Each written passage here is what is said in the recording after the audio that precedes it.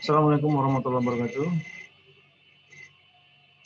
Anak-anak sekalian, pada pertemuan kali ini kita akan membahas tentang elektrokimia. Untuk lebih jelasnya, mari kita lihat slide berikut.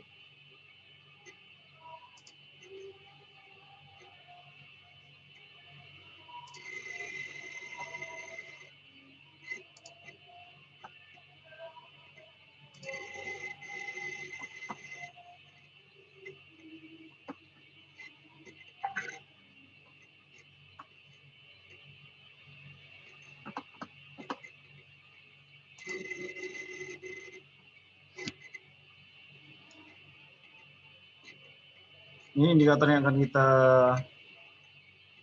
capai. Yang pertama, menentukan reaksi di anoda dan katoda, itu reaksi elektroda ya. Ada dua elektroda, yaitu anoda dan katoda. Kemudian yang kedua, menentukan reaksi sel yang terjadi. Setelah ada reaksi anoda, nanti ada reaksi selnya, totalnya ya. Kemudian menentukan notasi sel. Jadi ada tiga hal yang akan kita kuasai nanti setelah mempelajari materi ini. Yang pertama adalah pengertiannya dulu. Elektrokimia adalah cabang ilmu kimia fisik yang mempelajari aspek elektronik dari reaksi kimia. Elemen yang digunakan dalam reaksi elektrokimia dikarakterisasikan dengan banyaknya elektron yang dimiliki.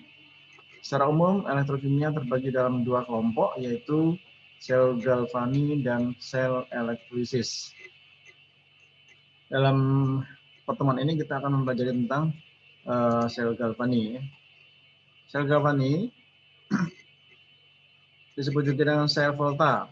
Sel galvani atau sel volta adalah sel elektrokimia yang dapat menyebabkan terjadinya energi listrik dari suatu reaksi redoks yang spontan. Dari pengertian ini bisa kita kita lihat bahwa pada hal ini akan terjadi reaksi redoks, dan reaksi redoks ini nantinya akan menghasilkan energi listrik. Jadi energi listrik dihasilkan dari reaksi redoks yang terjadi dan terjadinya secara spontan. Reaksi redoks spontan yang dapat mengakibatkan terjadinya energi listrik ini ditemukan oleh Luigi Galvani dan Alessandro Giuseppe Volta. Nah, ini proses yang terjadi pada sel volta. Kita ada sel volta yang terdiri dari, ini ada dua bagian ya. Ini sel sebelah kiri, sebelah kanan. Sebelah kiri ini namanya batang elektroda ya, elektroda Fe. Ini bertindak sebagai anoda. Kemudian yang ini batang elektroda Cu, ini sebagai katoda. Kemudian ini ada voltmeter atau alat untuk mengukur voltase ya. Kemudian ini ada jembatan garam. Garam ini isinya adalah pipa kaca yang berisi oleh agar-agar yang di dalamnya ada garam, makanya namanya jembatan garam. Kemudian ini ada larutan FeSO4. Ini larutannya harus harus sama dengan ini ya. Jadi kalau di sini Fe, di sini juga harus ada ion Fe-nya. Kemudian larutan di sebelah kanan adalah CuSO4 1M. Jadi ini sama ya, ini Cu, berarti ini ada Cu2+. Jadi jenis larutannya harus sama ini. Kemudian akan terjadi reaksi di anoda, reaksi oksidasi. Ini anoda, tempat terjadinya reaksi oksidasi. Reaksi oksidasinya seperti ini, Fe menjadi Fe2+ plus 2 elektron. Ya. Nah, elektronnya akan mengalir dari anoda ke katoda. Karena mengalirnya dari anoda ini, berarti di anoda kelebihan elektron, makanya muatannya negatif ya.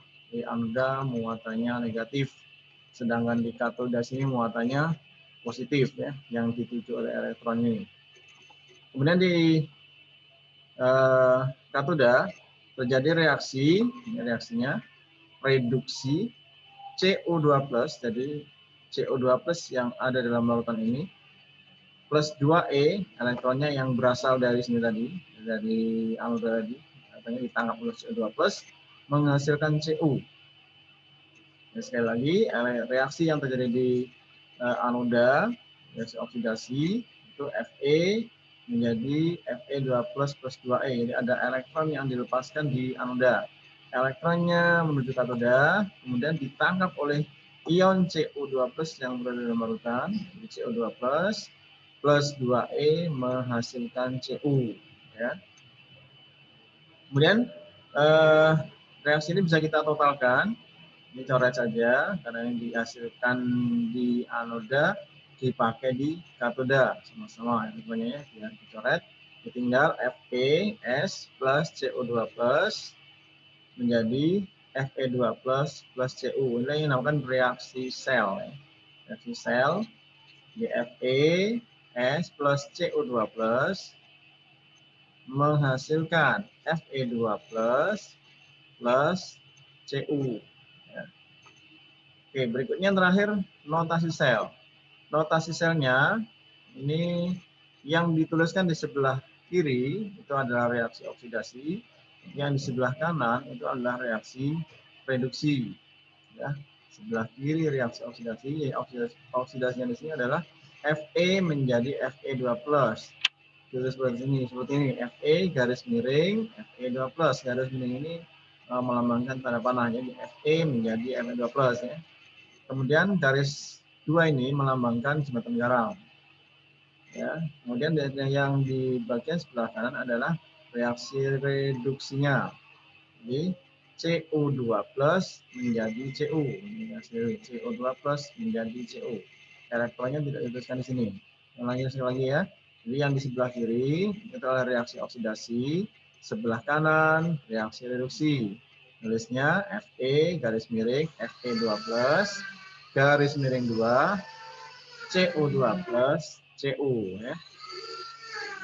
Kemudian untuk diketahui juga untuk kesepakatan bersama bahwa yang di sebelah kiri ini adalah anoda, yaitu tempat terjadinya reaksi oksidasi, dan di sebelah kanan adalah katoda atau tempat terjadinya reaksi reduksi. Jadi jangan sampai terbalik, jangan dalam menggambarkan dari sel volta ini.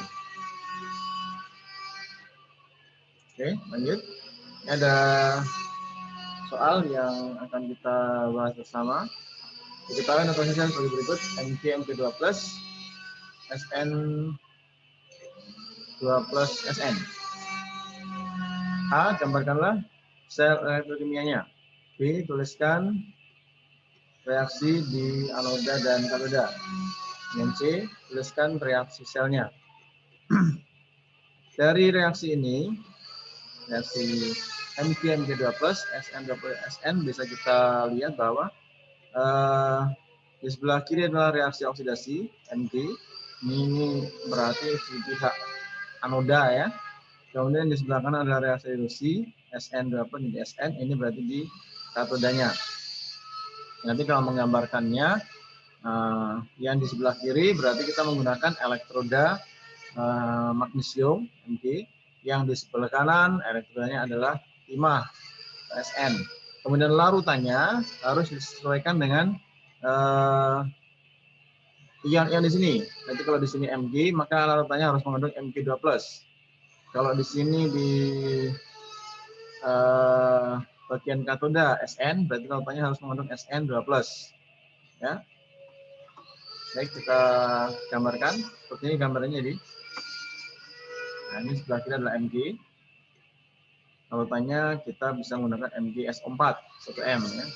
Yang di sebelah kanan tadi Sn, larutannya kita ambil Sn2+, ya, kita bisa menggunakan SnSO4 1M.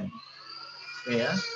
Kemudian reaksi yang terjadi di anoda itu oksidasi ya, berarti Mg menjadi Mg2 plus 2E.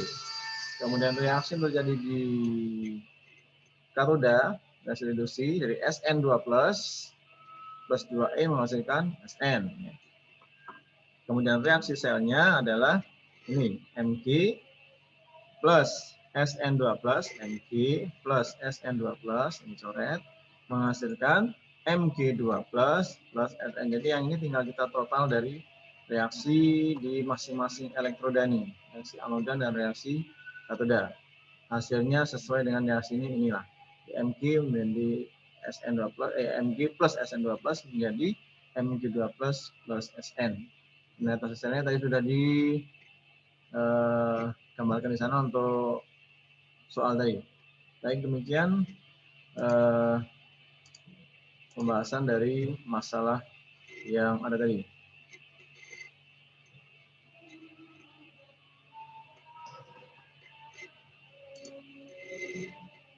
Demikian pertemuan kali ini, pembahasannya itu tentang sel volta. Nah, kita akan lanjut lagi di bahasan berikutnya, yaitu tentang bagaimana cara menentukan potensial sel, nah, potensial elektroda ya, dan potensial sel yang akan kita bahas di pertemuan berikutnya. Sampai jumpa. Assalamualaikum warahmatullahi wabarakatuh.